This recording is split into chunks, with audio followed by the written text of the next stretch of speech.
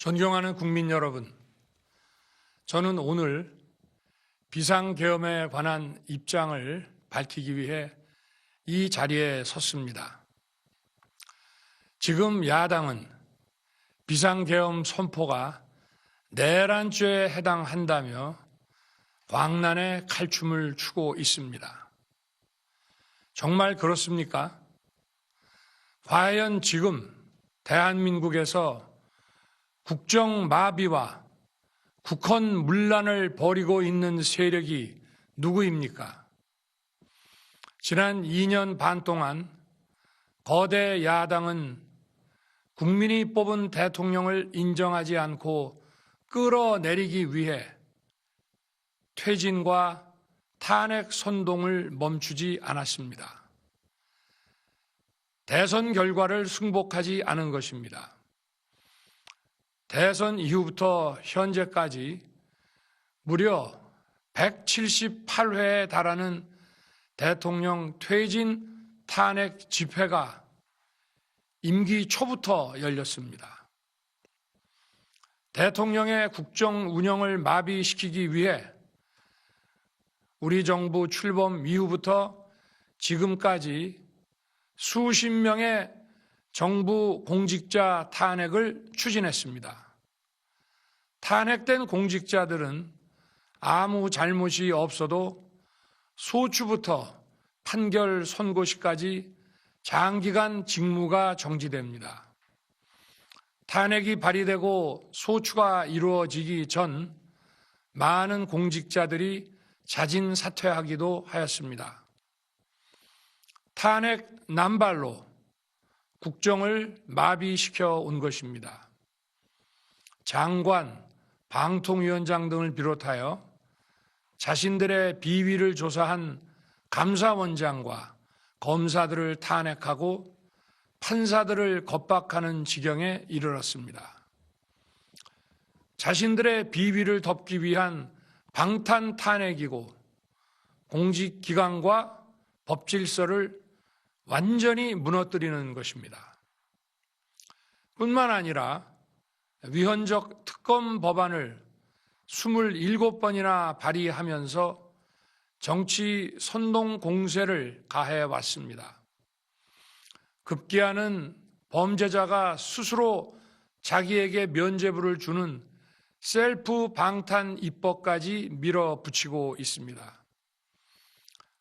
거대 야당이 지배하는 국회가 자유민주주의의 기반이 아니라 자유민주주의 헌정 질서를 파괴하는 괴물이 된 것입니다. 이것이 국정마비요, 국가 위기 상황이 아니면 무엇이란 말입니까? 이것뿐만이 아닙니다. 지금 거대 야당은 국가 안보와 사회 안전까지 위협하고 있습니다. 예를 들어 지난 6월 중국인 3명이 드론을 띄워 부산에 정박 중이던 미국 항공모함을 촬영하다 적발된 사건이 있었습니다. 이들의 스마트폰과 노트북에서는 최소 2년 이상 한국의 군사시설들을 촬영한 사진들이 발견됐습니다. 지난달 40일에는 40대 중국인이 드론으로 국정원을 촬영하다 붙잡혔습니다. 이 사람은 중국에서 입국하자마자 곧장 국정원으로 가서 이 같은 일을 벌인 것으로 확인됐습니다. 하지만 현행 법률로는 외국인의 간첩 행위를 간첩죄로 처벌할 길이 없습니다.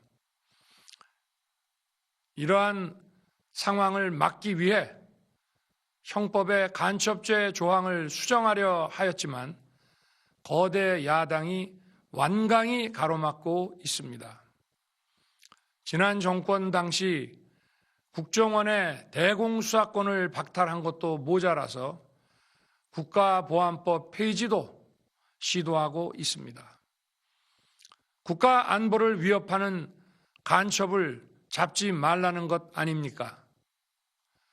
북한의 불법적인 핵무장과 미사일 위협 도발에도, GPS 교란과 오물 풍선에도, 민주노총 간첩 사건에도 거대 야당은 이에 동조할 뿐 아니라 오히려 북한 편을 들면서 이에 대응하기 위해 고군분투하는 정부를 흠집내기만 했습니다.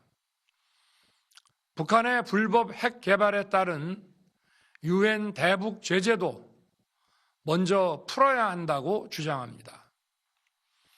도대체 어느 나라 정당이고 어느 나라 국회인지 알 수가 없습니다. 검찰과 경찰의 내년도 특경비, 특활비 예산은 아예 0원으로 깎았습니다. 금융 사기 사건, 사회적 약자 대상 범죄, 마약 수사 등 민생 침해 사건 수사, 그리고 대공 수사에 쓰이는 기묘한 예산입니다. 마약, 딥페이크 범죄 대응 예산까지도 대폭 삭감했습니다. 자신들을 향한 수사 방해를 넘어 마약 수사, 조폭 수사와 같은 민생 사범 수사까지 가로막는 것입니다. 대한민국을 간첩 천국, 마약 소굴, 조폭 나라로 만들겠다는 것 아닙니까? 이런 사람들이야말로 나라를 망치려는 반국가 세력 아닙니까? 그래놓고 자신들의 특권을 유지하기 위한 국회 예산은 오히려 늘렸습니다. 경제도 위기 비상 상황입니다. 거대 야당은 대한민국의 성장 동력까지 꺼뜨리려고 하고 있습니다. 민주당이 삭감한 내년 예산 내역을 보면 잘 알 수 있습니다. 원전 생태계 지원 예산을 삭감하고 체코 원전 수출 지원 예산은 무려 90%를 깎아버렸습니다. 차세대 원전 개발 관련 예산은 거의 전액을 삭감했습니다. 기초과학연구, 양자, 반도체, 바이오 등 미래 성장 동력 예산도 대폭 삭감했습니다. 동해가스전 시추 예산, 이른바 대왕고래 사업 예산도 사실상 전액 삭감했습니다. 청년 일자리 지원 사업, 취약계층 아동 자산 형성 지원 사업, 아이들 돌봄 수당까지 손을 댔습니다. 산업 생태계 조성을 위한 혁신 성장 펀드, 강소기업 육성 예산도 삭감했습니다. 재해 대책 예비비는 무려 1조 원을 삭감하고 팬데믹 대비를 위한 백신 개발과 관련 R&D 예산도 깎았습니다. 이처럼 지금 대한민국은 거대 야당의 의회 독재와 폭거로 국정이 마비되고 사회 질서가 교란되어 행정과 사법의 정상적인 수행이 불가능한 상황입니다. 국민 여러분, 여기까지는 국민 여러분께서도 많이 아시고 계실 것입니다.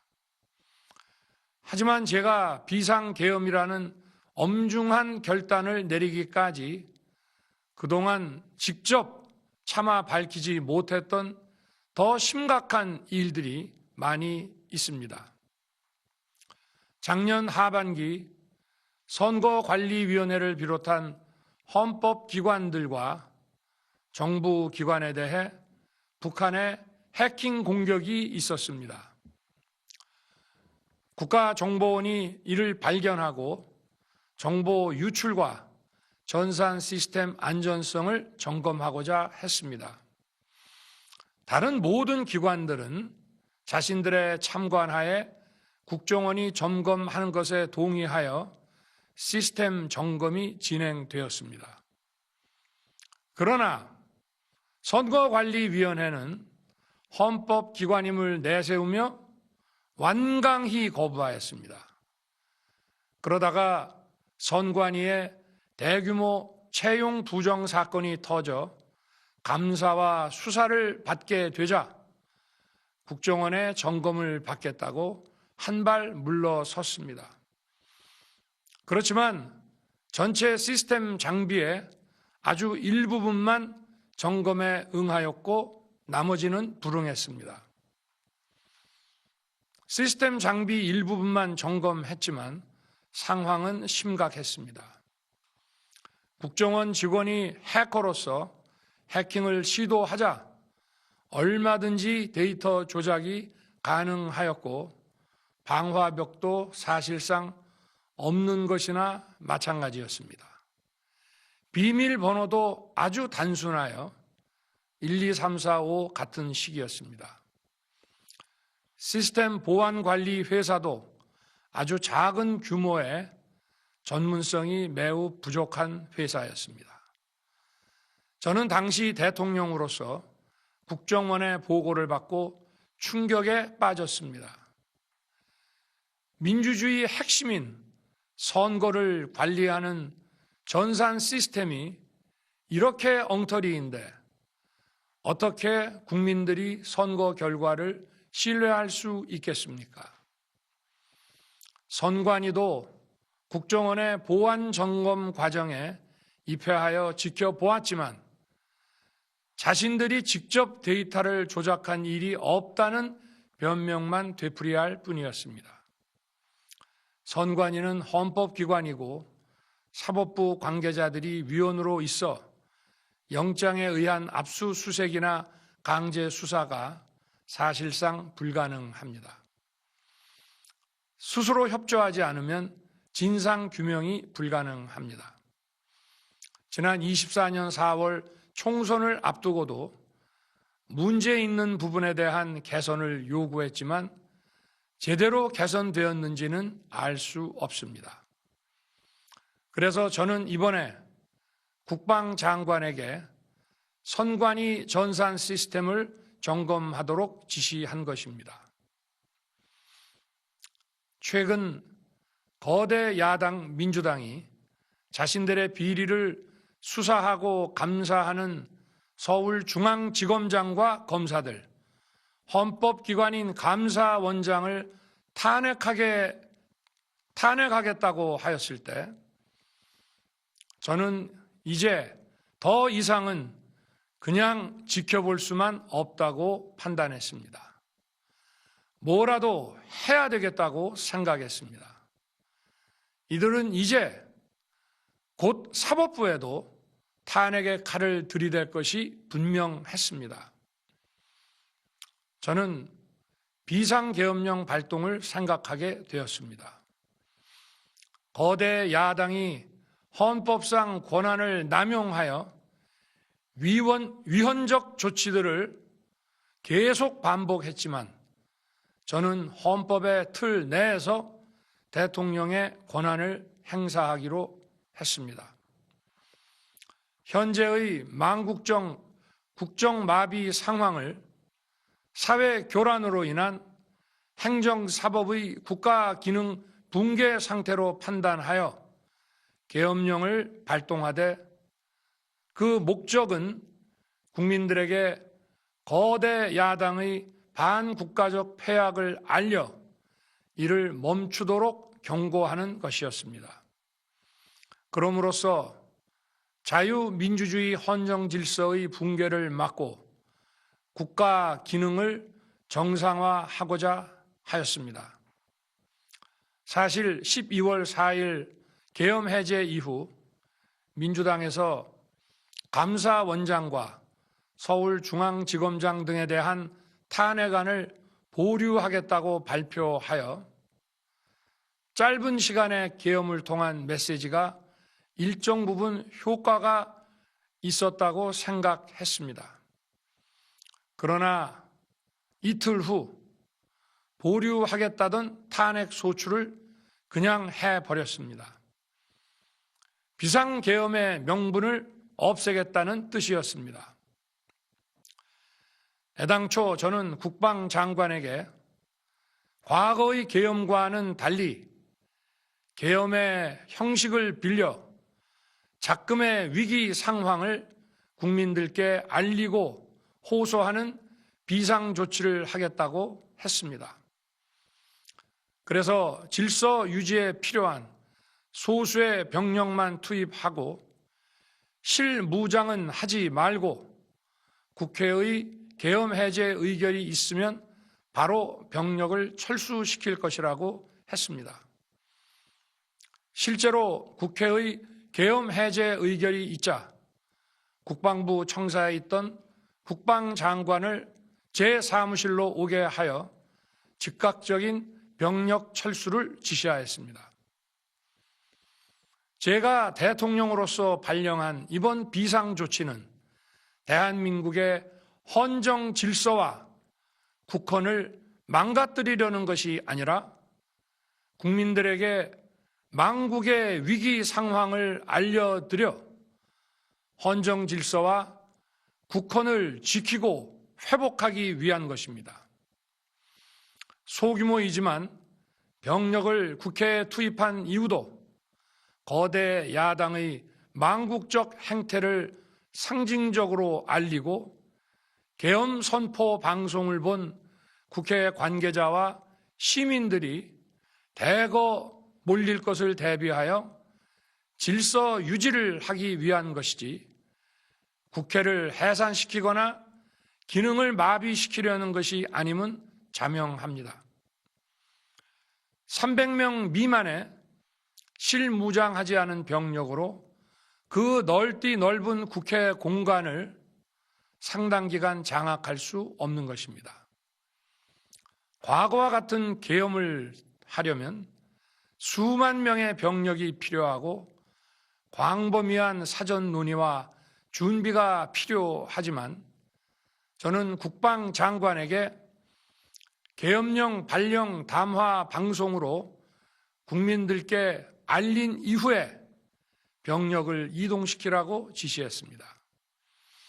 그래서 10시 30분 담화 방송을 하고 병력 투입도 11시 30분에서 12시 조금 넘어서 이루어졌으며 1시 조금 넘어 국회의 계엄 해제 결의가 있자 즉각 군 철수를 지시하였습니다.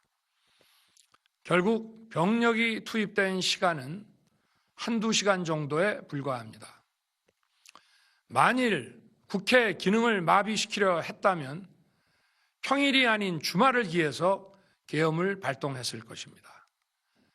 국회 건물에 대한 단전 단수 조치부터 취했을 것이고 방송 송출도 제한했을 것입니다. 그러나 그 어느 것도 하지 않았습니다. 국회에서 정상적으로 심의가 이루어졌고 방송을 통해 온 국민이 국회 상황을 지켜보았습니다.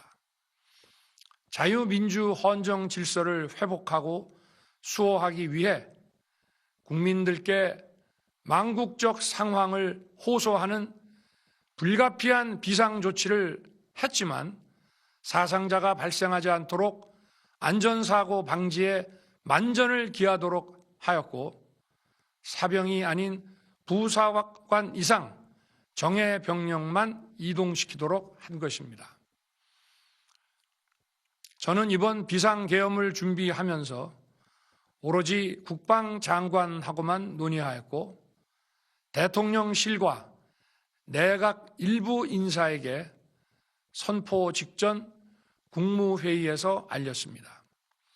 각자의 담당 업무 관점에서 우려되는 반대 의견 개진도 많았습니다.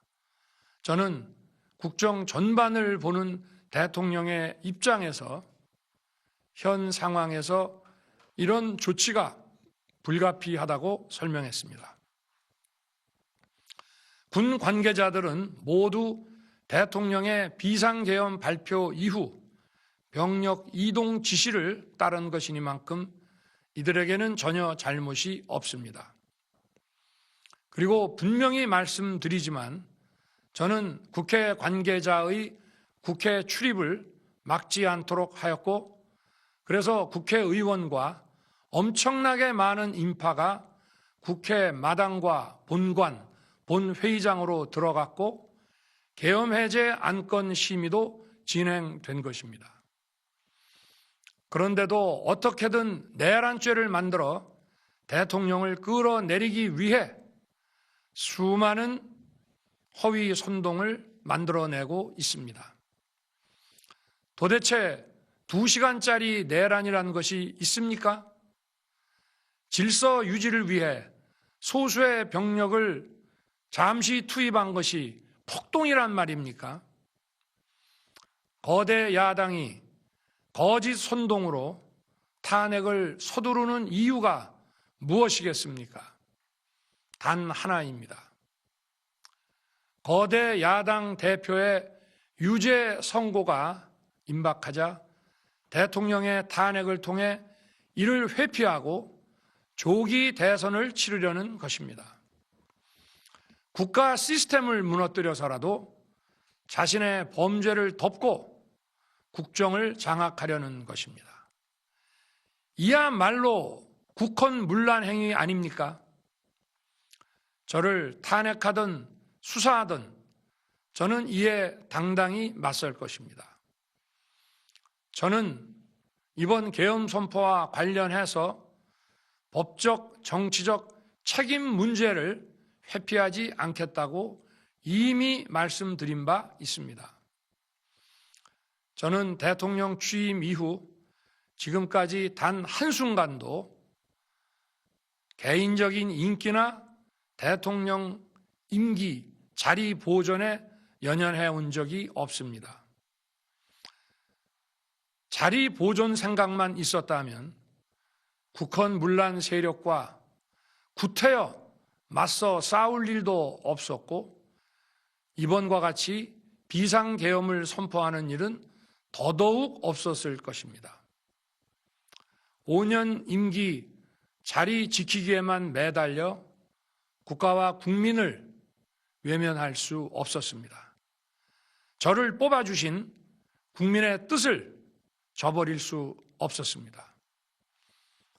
하루가 멀다 하고 다수의 힘으로 입법 폭거를 일삼고 오로지 방탄에만 혈안되어 있는 거대 야당의 의회 독재에 맞서 대한민국의 자유민주주의와 헌정 질서를 지키려 했던 것입니다. 그 길밖에 없다고 판단해서 내린 대통령의 헌법적 결단이자 통치 행위가 어떻게 내란이 될 수 있습니까?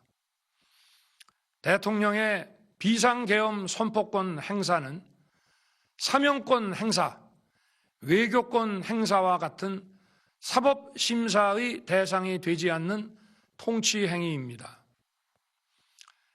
국민 여러분, 지금 야당은 저를 중범죄자로 몰면서 당장 대통령직에서 끌어내리려 하고 있습니다.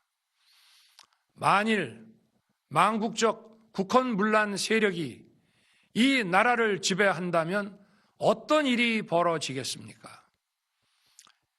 위헌적인 법률, 셀프 면죄부 법률, 경제 폭망 법률들이 국회를 무차별 통과해서 이 나라를 완전히 부술 것입니다. 원전산업, 반도체 산업을 비롯한 미래 성장 동력은 고사될 것이고 중국산 태양광 시설들이 전국의 살림을 파괴할 것입니다.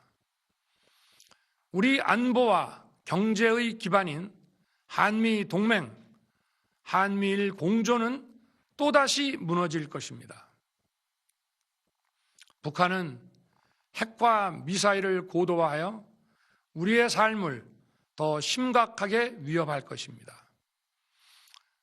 그러면 이 나라 대한민국의 미래가 어떻게 되겠습니까? 간첩이 활개치고 마약이 미래 세대를 망가뜨리고 조폭이 설치는 그런 나라가 되지 않겠습니까? 지금껏 국정마비와 국헌문란을 주도한 세력과 범죄자 집단이 국정을 장악하고 대한민국의 미래를 위협하는 일만큼은 어떤 일이 있어도 막아야 합니다. 저는 끝까지 싸울 것입니다. 국민 여러분, 국정마비의 망국적 비상 상황에서 나라를 지키기 위해 국정을 정상화하기 위해 대통령의 법적 권한으로 행사한 비상계엄 조치는 대통령의 고도의 정치적 판단이고 오로지 국회의 해제 요구만으로 통제할 수 있는 것입니다. 이것이 사법부의 판례와 헌법학계의 다수 의견임을 많은 분들이 알고 있습니다. 저는 국회 해제 요구를 즉각 수용했습니다. 계엄 발령 요건에 관해 다른 생각을 가지고 계신 분들도 있습니다만 나라를 살리려는 비상 조치를 나라를 망치려는 내란 행위로 보는 것은 여러 헌법학자와 법률가들이 지적하는 바와 같이 우리 헌법과 법 체계를 심각한 위험에 빠뜨리는 것입니다. 저는 묻고 싶습니다. 지금 여기저기서 광란에 칼춤을 추는 사람들은 나라가 이 상태에 오기까지 어디서 도대체 무엇을 했습니까? 대한민국의 상황이 위태롭고 위기에 놓여 있다는 생각도 전혀 하지 않았다는 말입니까? 공직자들에게 당부합니다. 엄중한 안보 상황과 글로벌 경제 위기에서 국민의 안전과 민생을 지키는 일에 흔들림 없이 매진해 주시기 바랍니다. 국민 여러분, 지난 2년 반 저는 오로지 국민만 바라보며 자유민주주의를 지키고 재건하기 위해 불의와 부정, 민주주의를 가장한 폭거에 맞서 싸웠습니다. 피와 땀으로 지켜온 대한민국, 우리의 자유민주주의를 지키는 길에 모두 하나가 되어 주시길 간곡한 마음으로 호소드립니다. 저는 마지막 순간까지 국민 여러분과 함께 싸우겠습니다.